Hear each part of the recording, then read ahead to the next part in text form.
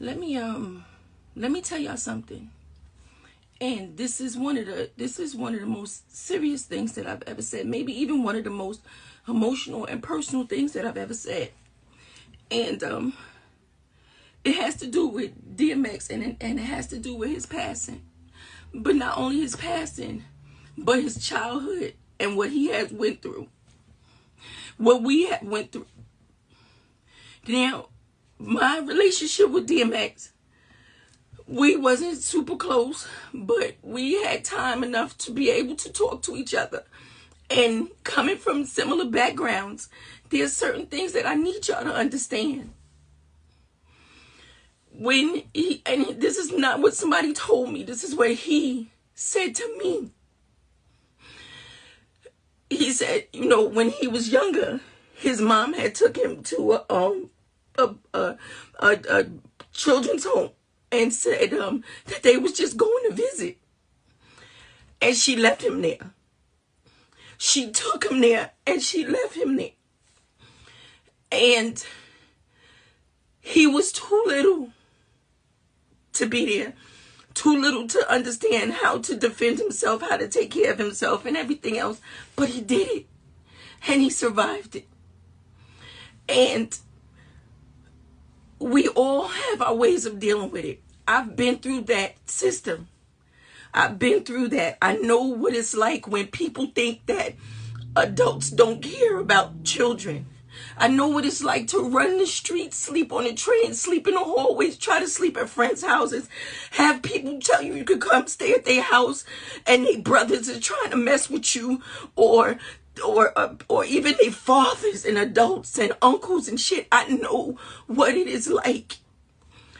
And we all handle it differently. We all have our demons. When people would see me and say how angry I was, they didn't understand what I had endured and what I went through. And as soon as me and DMX came in contact with each other, as soon as me and Earl came in contact with each other, we already knew what was done to that spirit. And it makes you overly aggressive. It makes you seem angry to people. It makes you seem mad to people. So people try to find whatever they can in order to overcome that. Some people turn to drugs. Some people turn to drinking. Some people turn to other things. People wonder why we give so much. The money that I make now, right? I give most of my money away to children who are in foster care and going through situations. You know why?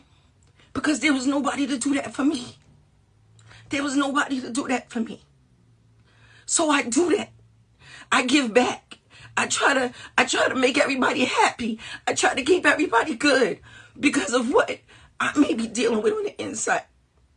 Everybody's fighting their own fucking demons. So when I think about it right now, I think about the fact that when that certain amount of peace comes along, why do you think, let me tell you why Roxanne Shante don't drink or don't use drugs. You know why? Because I'm so afraid to find some fucking peace in it that I would never stop. I'm so afraid to find some fucking peace in it. I still now fight with going to sleep.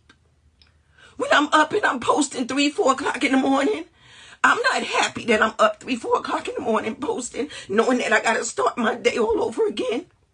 But that's because when you go through those systems and you go through that, you learn how not to sleep.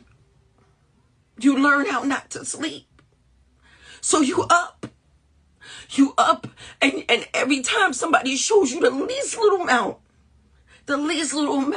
of some type of deceit, or you catch somebody wrong, you so quick to let go because you know that as soon as you let your guards down, as soon as you trust somebody, something bad can happen. Something really bad can happen because you've done it. To miss out on a childhood And then people wonder why you make the mistakes you make. Yeah, I make mistakes all the time. And they say, oh, you probably suffer from arrested development. Oh, you probably have this, you probably have that. No, I went through some fucking shit too early in life. I went through it when I wasn't supposed to. That's what it was. I went through it when I wasn't supposed to. And it's just so hard when you see people saying mean things and doing mean things, and even when you online and people are posting and saying negative things and saying all this other foul shit, you learn to just see past it. You learn how not to you get a tough skin because of it. So my heart is hurting right now. But in a way, I know that he has found some fucking peace. I do. And I'm saying this right now because for all of us who have experienced it, for everybody that's been out there that has went through the foster care system and had a bad experience, because I'm not going to say all foster parents is bad, because I have a sister who's a foster care parent because she wanted to be one of the good ones. When you have been a check child, that means they take them and they take you in their house because they only want a fucking check. And then you go into this fucking hip hop field and they only fucking nice to you because you're a commodity and you making them some fucking money. It's like this cycle never fucking stops. It just never stops. Oh my God.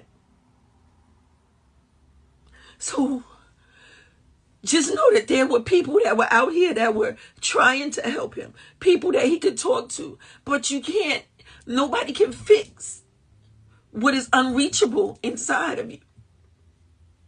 And it's just rough. And I just need to say that. So if you know a child and you see a child in foster care, or you see a child that's going through something, man, help them. Say something. Say something to their parents. Do something. Because you never know who that child is going to grow up to be. You never know who that child is going to grow up to touch. You never, ever know. You just don't know. And you just don't know. So I'm just saying, anybody that has been through it, I know it's hard, and I know that you're dealing with it, and I know you done seen enough social workers to save you a lifetime, but maybe there is some type of therapy you get. Sometimes it's not even about wanting to grow up and be rich and have money. That's not it. It's not wanting to grow up. It's about wanting to find some peace, some happiness, a family that is yours. That's what you really want. That's all you want. I took in kids because I wanted kids to feel happy. I wanted them to feel a place that they could go and be loved. And yeah, my mouth may be foul, but they know they would never be hurt. They know they would be fed. They knew I would share my last. That's all you want. That's all you want. That's all you want. So I needed to say that. I just needed to say that. With profit, muscle. Yeah. The only man in the world who can do handstand push-ups with his fist. Roger, tell these motherfuckers subscribe to the Prophet channel. Oh, they got you. See what kind of good person you were. Dollars, I loved you. Listen. You know you got your mom's love.